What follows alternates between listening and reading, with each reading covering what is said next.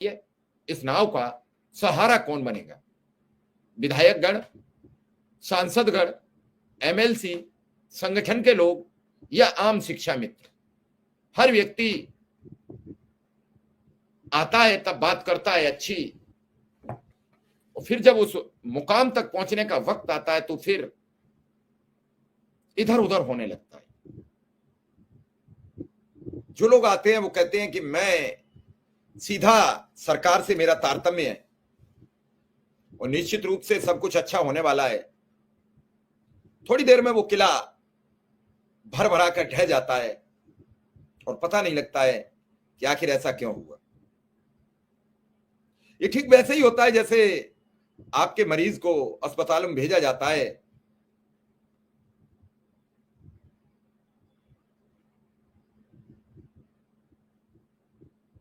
Doctor को हाथ दिखाता है, डॉक्टर सब टेस्ट कराता है, टेस्ट में कहता है रिपोर्ट में कुछ नहीं है और आप 1-2 दिन हम इसे ऑब्जर्वेशन में रखेंगे और उसके बाद कह देंगे घर ले जाओ। ऑब्जर्वेशन के नाम पर अंदर ले जाते हैं, बेड मिल जाता है, थोड़ी देर बाद बेड पे कहा जाता है कि मरीज की कंडीशन थोड़ी क्रिटिकल हो रही है और हम ऐसा करते हैं कि हम इसे आईसीयू में शिफ्ट करा देते हैं, वहां थोड़ा जल्दी से रिकवर हो जाएगा, वहां थोड़ा देखभाल अच्छी है। पेशेंट है, आदमी परेशान है, वो उसे आईसीयू ले गए। आईसीयू जाके पता लगता है कि अब इसकी हालत और सीरियस होती चली जा रही है, इसे वेंटिलेटर पे ले लेते हैं। परिवार कहां जाएगा? वेंटिलेटर पे ले लेते हैं।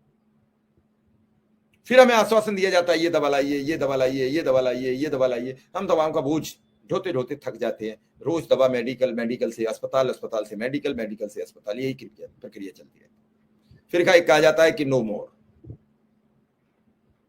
तब तक वो परिवार बर्बाद हो चुका होता है। शिक्षा मित्र अनुदेशक के साथ यही हो रहा है।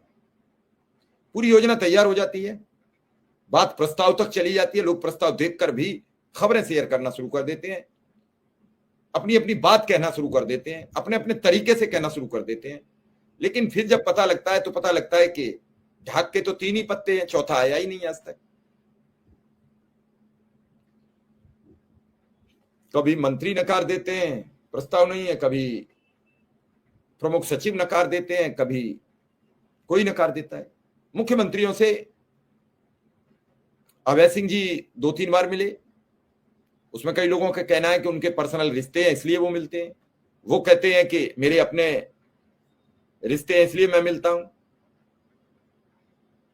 मैं दोनों की बात को समझ नहीं पाया और उस लिहाज से मैं ये भी नहीं कह पा रहा हूं कि सच क्या है और झूठ क्या है। लेकिन एक बात जरूर मैं कहना चाहता हूं, इस सब के बावजूद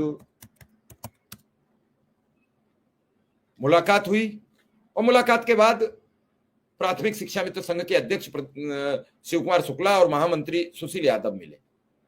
उन्होंने आके बातें बताई।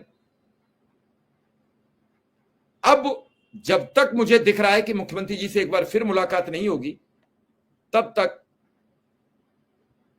काम परवान चढ़ पाएगा या नहीं चढ़ पाएगा, ये मैं नहीं समझ पा रहा हूं। हमारे साथ कौशल जी आ चुके हैं, प्रदेश मंत्री हैं, उनका स्वागत है।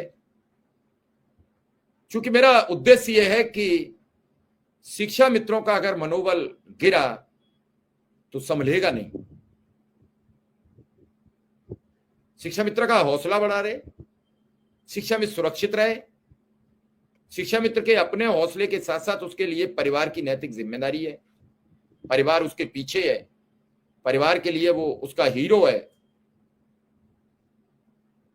और परिवार को बचाने के लिए उसे हर संभव काम करना पड़ेगा, क्योंकि अब वो अकेला नहीं है।